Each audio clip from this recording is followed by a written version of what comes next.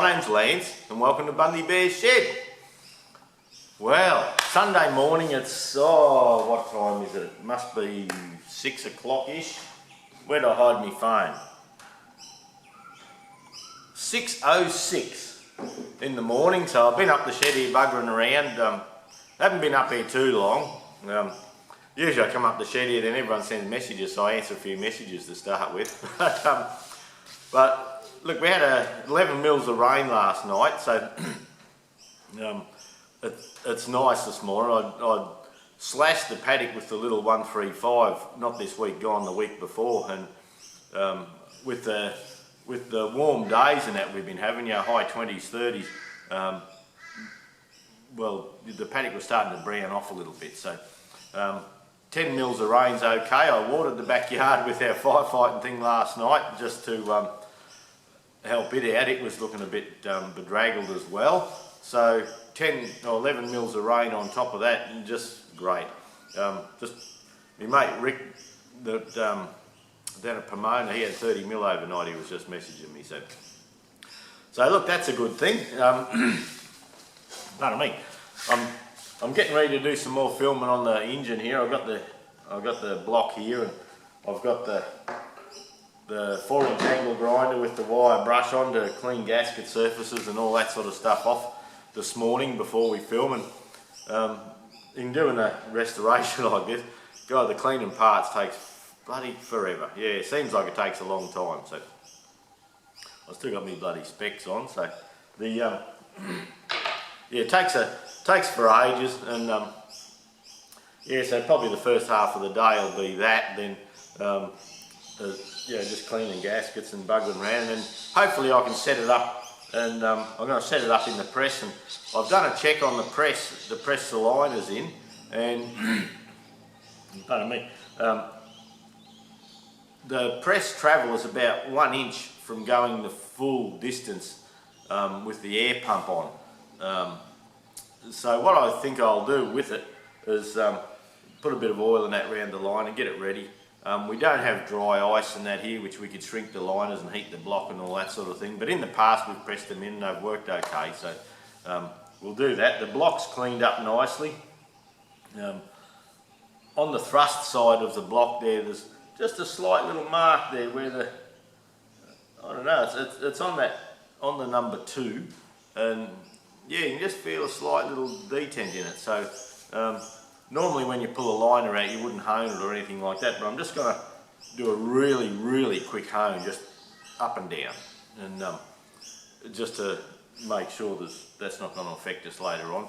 But I reckon if I press the liners in, say, 1 inch or so, say 2 inches even, and then back the press off and put a spacer block in, well, that'll get me going all the way, because once it gets hard down the bottom you don't want to stop, you just want to keep that movement going.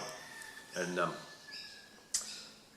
so yeah, I've got to tidy the block up yet. Hopefully we can get the liners in today, and I'm hoping to give the crank a clean up and get the crank in, and I'm hoping I've got some flexi gauge here, or else it's a trip to town to buy some flexi gauge and show you how we check the oil clearances on a crankshaft. I haven't had a real good look around YouTube, but I haven't seen much in the way of flexi gauge being used for that. I had to think about a few comments about the block being dirty on the 135 here, on the little Perkins, and look, I'm just going to pressure clean all the water jackets out and see. I'm pretty sure that'll be good enough for what we're doing. It's my tractor, it's not a customer's job. If it was a customer's job and they were paying, and I had to guarantee the work and all that sort of thing, well, I'd probably get the block hot tubbed. But look, the water jacket, even though it's rusty, it's not too bad. It looks worse than it really is when you have a good look. So anyway, we'll make our mind up when we go. We'll sort it out.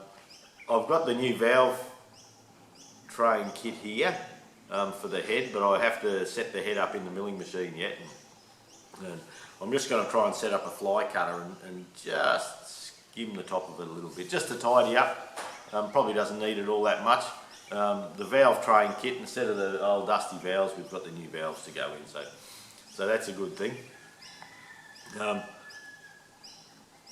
Jeff, one of my viewers,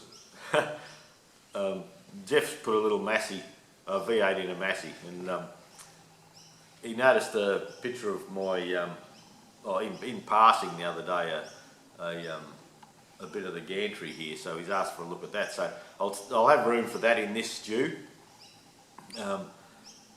Look, it's an old Gantry I bought off there was an old bloke in town selling machinery, and he was a bit dodgy, and he's one of those blokes, he hit the place, sold a shitload of tractors, and got out. And then all the tractors started buggering up, and he was retired and gone, and he was a bit dodgy. And I was up there adjusting the clutch for him one time, quite a few years ago, and a fella come in with a little grey Fergie on a trailer, and he wanted to trade it in on a, I think it was a 35. He wanted to upgrade from a grey to a 35 with the dual clutch and that. So, oh, Kevy, he says those T20s, they're not much good because of that clutch and all that. And he said, look, $800 would be the most I could give you for that tractor. And the fellow said, oh, okay. And he said, how much is a 35? And it was like something like $8,000 at the time, which was, that was when the prices were up. Like tractor prices are slumped at the moment, they're down a little bit. Probably due to the Chinese imports and that coming in. You can buy a Chinese tractor. Look, you can even buy a brand name like John Deere or Case IH for between 20 and 30,000, little 20, 30 horsepower jobby with a four-wheel drive and a loader bucket on it and things like that. So the market's a bit dropped, which suits us collectors, but at the time, the tractors were booming. Like we were selling Fergie 65s for $9,500 and $10,000, but this is 5, 6, 8 years ago. So it's getting back. But anyway, back to my yarn. This bloke, he brings his T20 in at $800. Yep, no worries. They're not worth anything. And he rolled it off the trailer, and Kevy done the deal. Got his $8,000 for the other one, and he only paid $3 for the other one, I think he was telling me. So he had a good day. And a bloke comes in. And this is all within about an hour and a half. I was under this Leyland tractor for old Kevy, trying to adjust the clutch properly to get it all working so we could sell it. And this bloke comes in and says, how much for the T20, mate? And he says, $2,200. And he says, oh, it's bloody good, that one, everything looks right on it. And the bloke said, yeah, all right, took it. So he bought it for $800, unloaded it off the trailer, didn't even shift it where it was. The next bloke brought his trailer, he loaded it up for $2,200. And didn't do a bloody thing to it. And yeah, Kevy was one of those blokes, if you didn't have to change the oil on the tractor, well, you didn't, because that was a waste of money. And but anyway, he came, he conquered, and he went. And when he was getting out of the place, he had this old Gantry there, and I thought, oh, it'd be handy for home here. And but with the old loader and the forklift and all that, I don't use it half as much as I thought I probably would. So, but I'll take you for a walk around it. It's a bit of old bore casing welded together, and it's a bit agricultural in how it's made, but like the top beam, there's 2 bits of angle iron welded together, where if I was building it, I'd just go and buy a bit of 200mm H iron, and at the moment it's probably 3 metres long, and you can, with 200mm H iron and these little light tractors that only weigh a tonne, you'd only put 500 kilos on it at any one time, so you could drop out to 5 or 6 metres, whatever would fit in the shed. And where the main beam comes at the back there's a big wide foot that's a bit rickety, but that doesn't matter. It probably needs cutting off and wheels put there, already set to the radius of the curve and to the circumference of the existing radius. So anyway, Jeff, look, I've done a bit of a walk around that last week, just a quick scoot about, and just to show you, he's thinking of making one, and yeah, he's just looking for ideas, I suppose. So, but I can lift a whole Fergie with it, no worries at all, and it's got a hook at the front and one at the back, and you can jiggle and jangle and carry on. I've got a chain up the back of it that I just hook stuff onto, but what I should really have is just a girder clamp, so I can clamp in a particular place. But what we should do and what we do is completely bloody different, eh? At the moment I'm filming the stews and the whole everything with a Panasonic Lumix FZ200 camera, and look, I've had that for quite a number of years now. It's the only camera I've had. I bought these cheap little sports cameras and things like that, and the picture was average, the sound was shit, and I've got a microphone that I sit on the top of this camera sometimes, but I find often I don't need it. Like filming now, it's just a microphone in the camera, and for all this time it seems to have been going good. And I've been looking at what to do with the camera, because this one, well, it's been 4 years, it's been in the workshop, it's been everywhere, and look at, yeah, when you're filming something and you've got a bit of grease on your finger, you wipe it on your pants and you hit the camera. So it's had no loving. It's been a tool to do the job.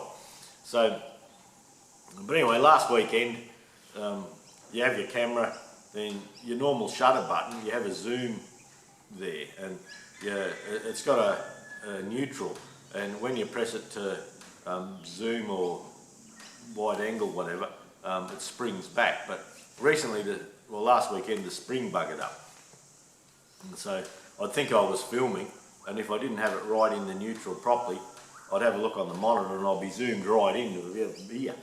And oh, it gave me the shits. And the viewfinder on the side, like, it's got a fold-out zoom finder, and on the side, and it's a screen, and it's getting sloppy from all the use as well. So, so with our ads and that on YouTube, we earn a couple of dollars, so we've just tucked it in a bank account, so for such things. So through the week, I've upgraded the camera, and I went in on Tuesday to Camera House in town, and I did my research online, and I had a look and what's available, and the upgrade from the Panasonic Lumix FZ300 200 is the FZ300, and look, they're all around $600-700 in there somewhere, so which is within the budget. And anyway, I run Camera House in Bundy here, and spoke to this lady in there, and I said, you know, I'd like to deal local, because I could buy them online anywhere. You know, you could see them online, you could get them shipped from Sydney, Melbourne, bloody wherever.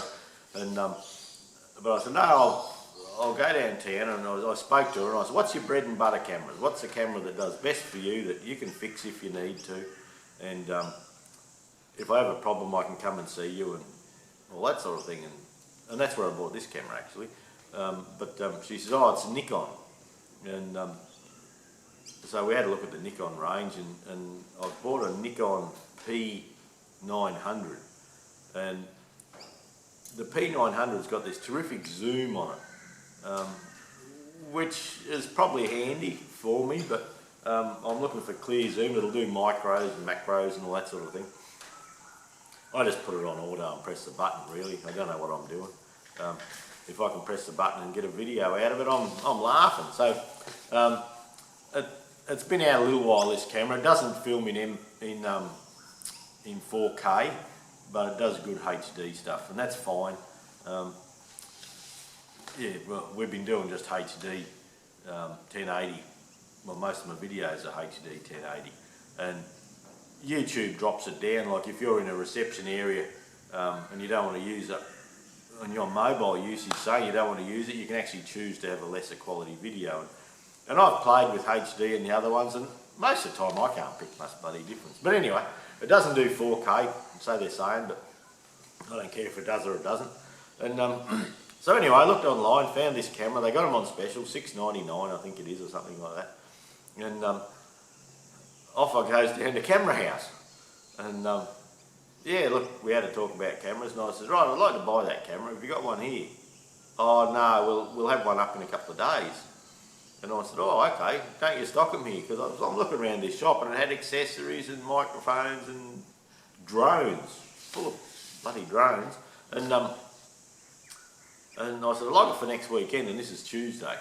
And, oh, well, yeah, look, you should be right. He says, yeah, well, so you want to go ahead? I said, yeah. So what's he do? He jumps on the Camera Warehouse website and orders it online, which I could have done, and because I was on the same website. And I said, well, don't you just ring up and get it airbagged up? He says, oh, it takes 3 days to come out of Sydney. And I said, well, can it airbag it? You know, I'll pay a bit extra and we'll airbag it. No, we don't do that. We just use bloody Star Trek. And I said, oh, well, any chance I can have it by the weekend? Yeah, look, we'll have a go. And so I did the deal, and he says, oh, it's Tuesday afternoon, you know, it's daylight saving down south. They mightn't get it away till Wednesday. And I said, well, Wednesday, Thursday, Friday, you reckon 3 days I'd be right? Yeah, okay. So, and, you know, the little carry bags, see on the end of my toolbox, I put my cameras in bags, you know, where you can cart the charger and all that, and I bought an extra battery because I'm, sometimes when I'm filming a big day up here, I've got to have a break half time, take the battery out and get it charged. Everyone on YouTube will understand, and everyone that does any filming will understand. And so he says, yeah, no worries. Yeah, you probably have it Friday. But then he said, oh, I can't guarantee it. And he said, oh, they'll send you an email and all that. So I'm waiting for this email.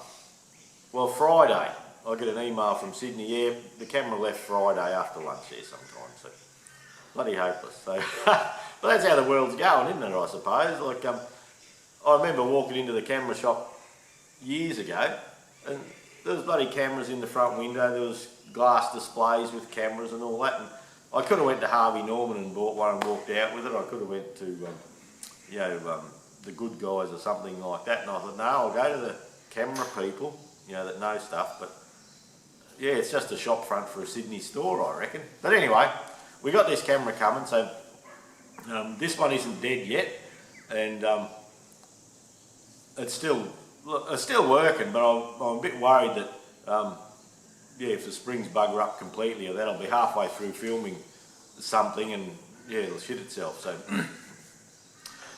So anyway, what it'll do for us, I've got 2 tripods, so that might give us a couple of angles. So we'll see how we go.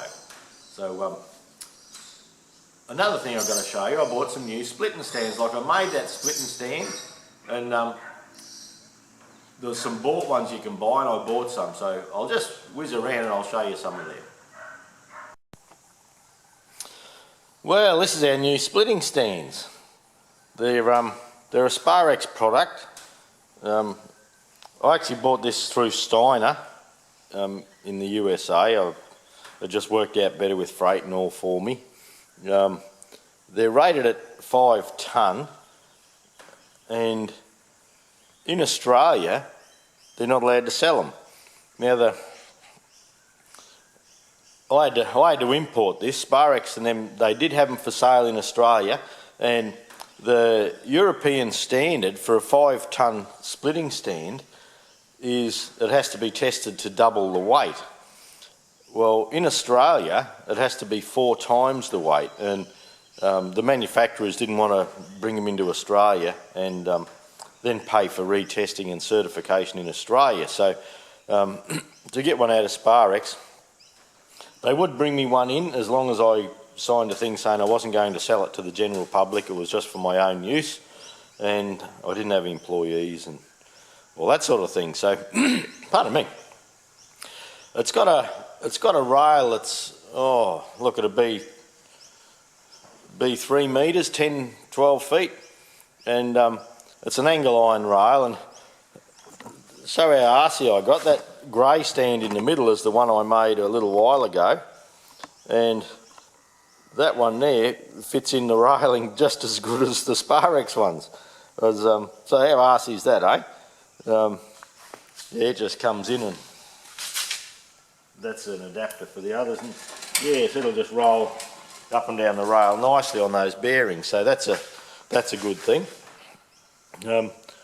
I'll just come around and we'll have a look at one of the main stands. There's a few adapters available and things like that. Well, this is the assembled stand, and it rolls on the track like I said before. The screws here, they're actually a brake. So if you don't want them to move, you can screw that down, and that just touches the floor and acts like a brake, stops it running away. You could have it on there too if you needed to. Now these stands here, they come off, and that was part of a fair bit of the reason that I bought this.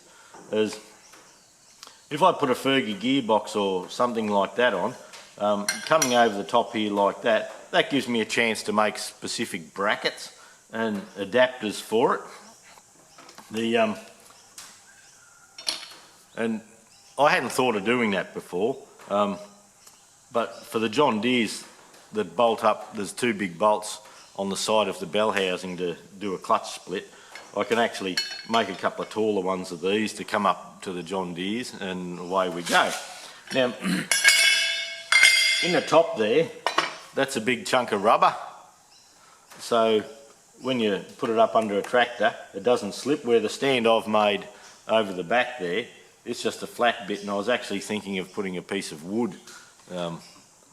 You can see just the flat plate on mine, and I was thinking of screwing a bit of pine timber under there, but anyway, in the meantime I bought these ones. Oh shit, sorry about that.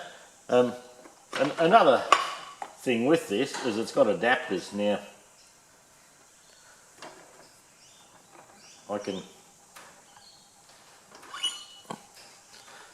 so it just has a boss that goes down. Now the stand I made, I come up with a pin, but I might bore that threaded rod now to make all this match. And then, pardon me, there's two extensions here, and so yeah, we can keep stacking for a couple. But that gives me the opportunity to make specific adapters. And what I was thinking of doing with the Fergie gearboxes was making a plate to sit in here that matches the bolt pattern at the front and the back, and so I can support the gearbox at the front and the back to work on it, and yeah, still move it around if I need to. So, and when I probably got all excited and put all the screws in here, but I didn't need to. Now we've got to take them all out. And there's a nice big thread of adjusting nuts on it. And as you can see, half of the bearing's on the floor now, but they have a nice thrust bearing, nice thrust surface. I'll probably grease that up a little bit, I'd say, and yeah, grease him up just to stop rust and things like that. And there's a recess down in here that keeps all that central. So all in all, it's pretty good. You can see the bolts down here. These three sections of the ramps, they actually come apart, and which is a good thing, because by bringing them apart, if I wanted to chuck it in a ute and take it somewhere, which used to be my old business, you know, field service, fixing tractors on farm, look, that would be a good thing. But yeah, look, it was expensive. It was too bloody expensive, really.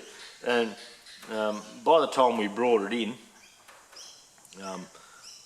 we got a freight quote of a couple of $100 to bring it in, and we thought, yeah, that was all right. But then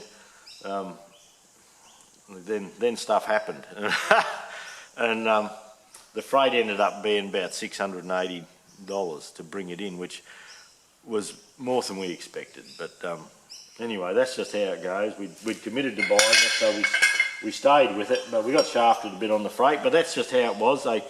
They originally quoted that they could drop ship it, but then the company decided, the manufacturer decided they weren't going to drop ship to Australia, so then it had to get transported from them to the supplier, then to Steiner, then from Steiner, 3 big boxes air freighted in. So look, it ended up dearer than it bloody well should have been, but look, that's no problem.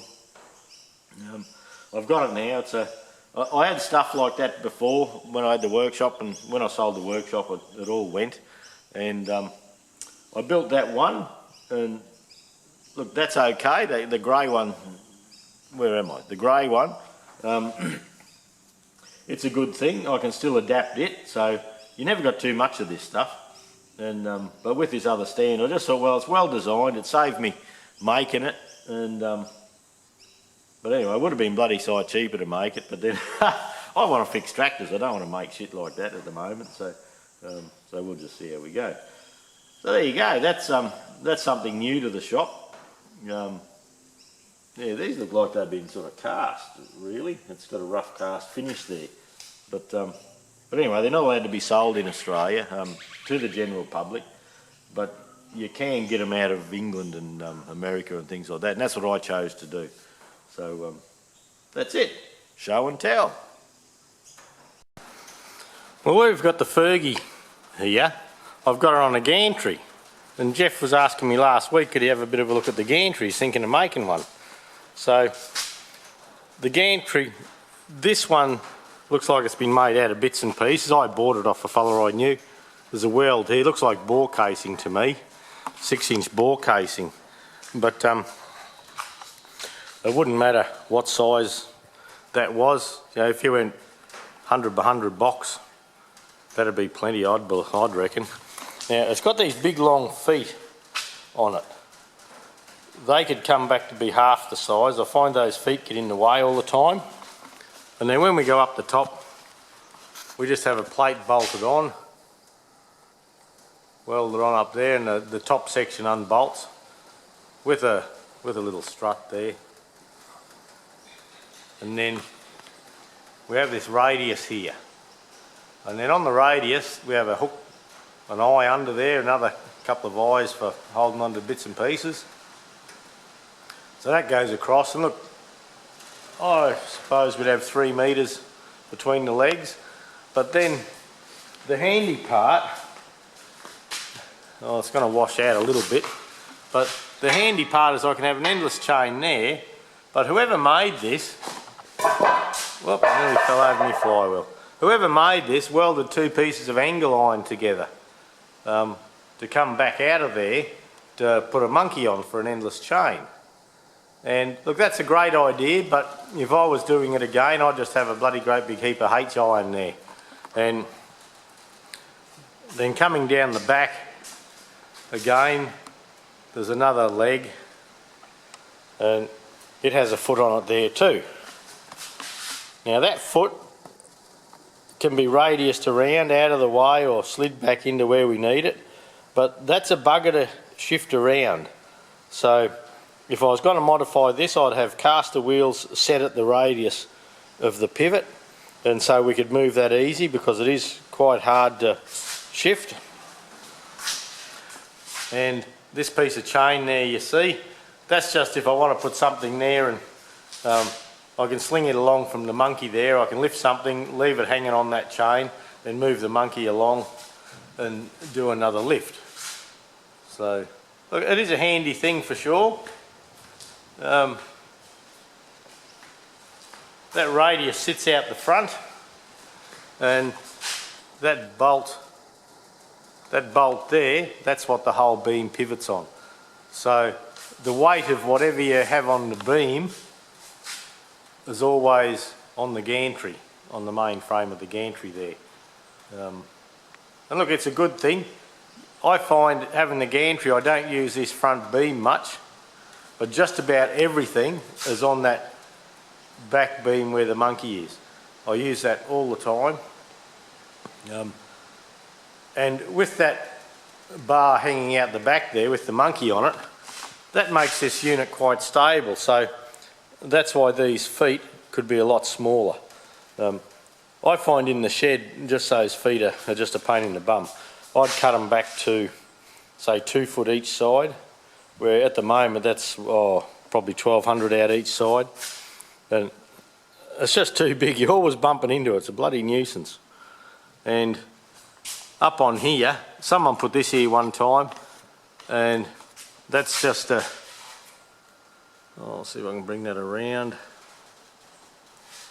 That's just a pivot. Then in the pivot there's a bit of C-section, and what they used to have on there was a just a little roller, you know, like for a shed door with a bit welded to it, and they could run it back and forth. And the fella I bought it off, he used to make a few slashes and things like that in his spare time, and he actually had the wire feed of the MIG welder hanging on that. But I don't use that normally. I have put a light on there from time to time, but normally I don't use that. But look, that's just another option if you're going to do a bit of welding or something like that, or you want another pair of hands maybe. But yeah, that's it, Jeff. That's that's all we got to show. But this main beam, yeah, that is handy. It's got a big hunk of angle welded there for the pivot, but I would have a piece of H-iron there. It's got to be far stronger than the angle iron, and you can see the angle there. Someone at one stage has had a bit of a whoops or something or other's happened there. Not since I've owned it that I can recall, but yeah, big hunk of H-iron, and that hunk of H-iron there, if you used a bit of 200mm H-iron, something like that, you could go out to 5 or 6 metres there, no worries at all. And with this end here holding up and the other end out there, it'll be as stable as you like. There you go, that was my expensive splitting gear, but look, I'm happy with it. It's one of those things we only got to purchase once, and that'll last me a lifetime now. And it's something good, and if I do have someone helping, it's a professionally built thing, and look, it's quite safe. I'm pleased that I can make adapters and things like that for it. So yeah, we'll see how we go. I'm looking forward to getting it under a tractor. But anyway, I've got the old big Ford 4600. We've got to do the engine on out the front there. I'm a bit keen to bring it in as well.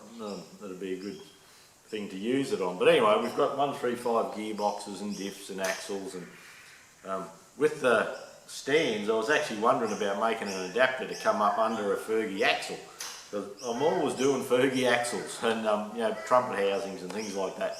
So I was wondering about working out where the balance is in most of them, and yeah, making a bracket to slide on the top and bolt where the mudguard goes on. Anyway, we'll see what I get up to with all that. My mate Jonesy come in yesterday, and I had a 4-horse International Famous hopper cooled engine that I'd sold him ages ago, and I sold him that to buy the black drawers up in the shipping container in Bundy Bear's box. And